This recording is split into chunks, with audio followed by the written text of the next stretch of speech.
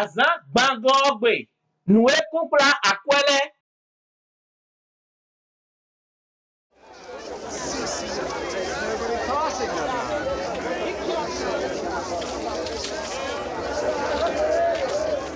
Si c'est en Jérusalem, ton et donaï des côtés en Wahouzou à Djokwe.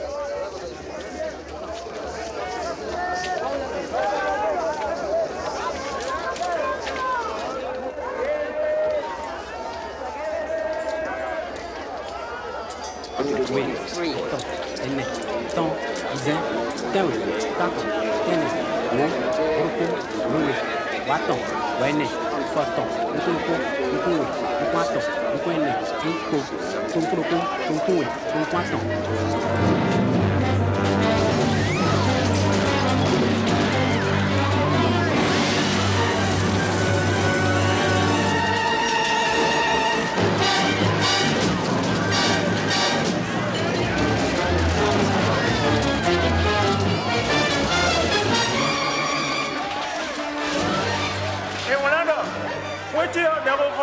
Ni délégation a jogla sous la science vatena.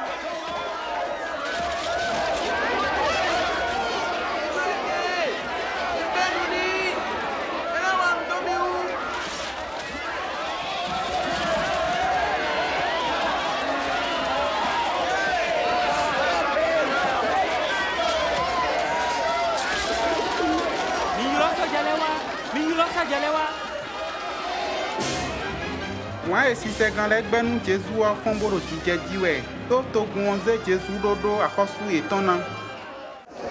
Ouais, nous si c'est quand les po, to me hole po, to ta se ple do Jésus, ouais, in coton fond et non do jiwe. Wan benou menou et non wabo Jésus non dégbale l'homme fond bolo tijediwe. Ouais, mais. Voilà, il cavabo. Madame Numidi.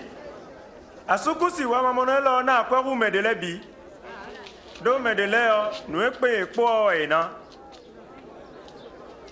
Amoye o nu era siton bena dubo no gbe o biwena.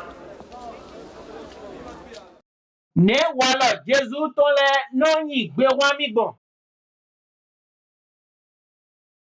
Ne akwesi huhwe agboka troche na do no gbe jinu ma we gbon. Nutero lo tajinu mi. Akwe name abi akwe moyi si gbetole si.